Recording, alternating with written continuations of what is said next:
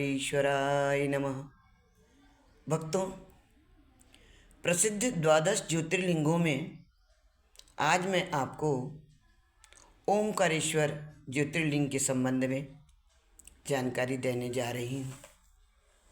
ओम नमः शिवाय। ओम नमः शिवाय। यह ज्योतिर्लिंग मध्य प्रदेश में पवित्र नर्मदा नदी के तट पर स्थित है। इस स्थान पर नर्मदा की दो धाराओं में विभक्त हो जाने से बीच में एक टापू सा बन गया है। इस टापू को मानधाता पर्वत या शिवपुरी कहते हैं। नदी की एक धारा इस पर्वत के उत्तर और दूसरी दक्षिण होकर के बहती है। दक्षिण वाली धारा ही मुख्य धारा मानी जाती है। इसी मानधाता पर्वत पर श्री ओंकारेश्वर ज्योतिर्लिंग का मंदिर स्थित है। पूर्व काल में महाराज मानधाता ने इसी पर्वत पर अपनी तपस्या से भगवान शिव को प्रसन्नता किया था। इसी से इस पर्वत को मानधाता पर्वत कहा जाने लगा। इस ज्योतिर्लिंग के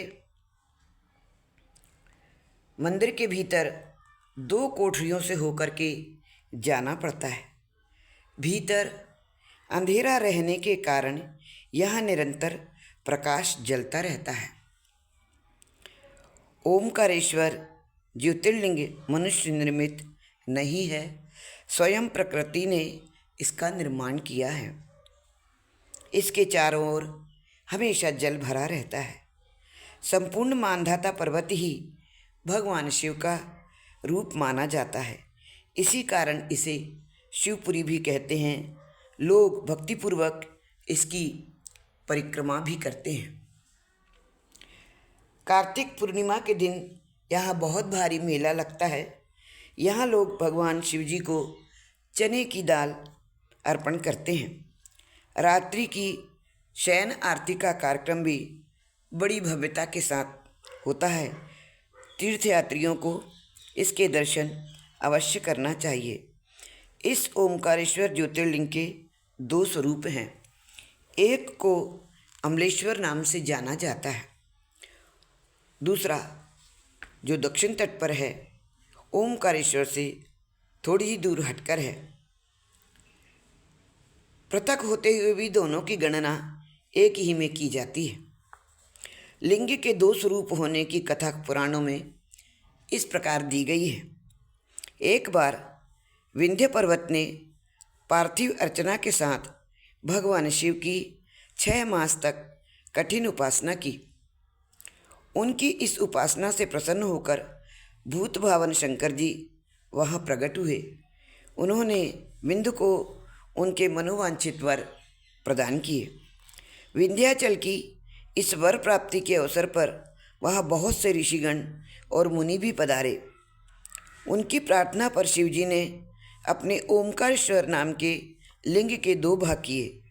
एक का नाम ओंकारेश्वर और दूसरे का नाम अमलेश्वर पड़ा। दोनों लिंगों का स्थान और मंदिर पृथक होते हुए भी दोनों की सत्ता और स्वरूप एक ही माने गए हैं। शिव पुराण में इस ज्योतिर्लिंग की महिमा विस्तार से वर्णन की गई है। श्री ओंकारेश्वर और श्री अमलेश्वर के दर्शन का पुण्य बताते हुए नर्मदा स्नान के पावन फल का भी वर्णन किया गया है।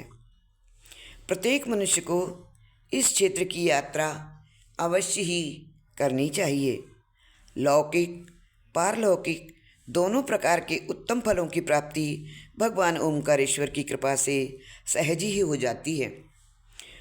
अर्थ धर्म काम मोक्ष के सभी साधन उसके लिए सहज ही सुलभ हो जाते हैं। अंततः उसे लोकेश्वर महादेव भगवान शिव के परम धाम की प्राप्ति भी हो जाती है। भगवान शिव के तो भक्तों पर अकारण ही कृपा करने वाले हैं। वह औघड़दानी हैं।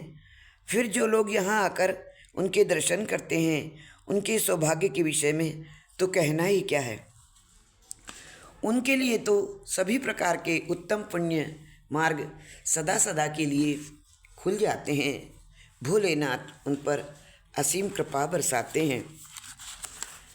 सुने भोलेनाथ का भजन।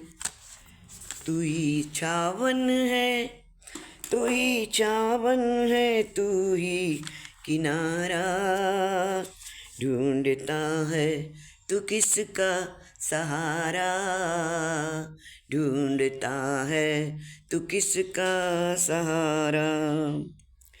तू ही छावन है, तू ही छावन है, तू ही छावन है, तू ही किनारा ढूंढता है तू किसका सहारा, ढूंढता है तू किसका सहारा। मन में उलझा कभी तन में उलझा तो क्या, मन में उलझा कभी तन में उलझा तो क्या, तू सदा अपने दामन से उलझा तो क्या, तू सदा अपने दामन से उलझा तो क्या। सबसे जीता, सबसे जीता, सबसे जीता तू अपनों से हारा, ढूंढता है तू किसका सहारा, ढूंढता है तू किसका सहारा।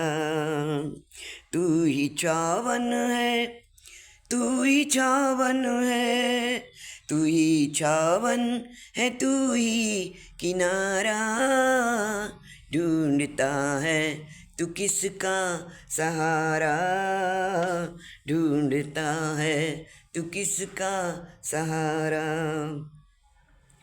निचले काले से अमृत निकालेगा तू, डूबती था अपनी लगा लेगा तू। तू ही शिव है, तू ही शिव है, तू ही शिव है, तू शिव का दुलारा, ढूंढता है तू किसका सहारा, ढूंढता है तू किसका सहारा।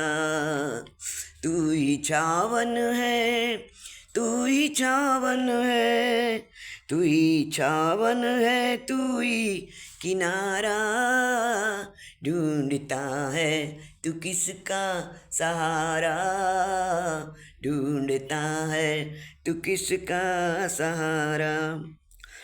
उसका साया ही उसका दर्पण है तू, तेरे दिल में उसी की है धड़कन, तेरे दिल में उसी की है धड़कन।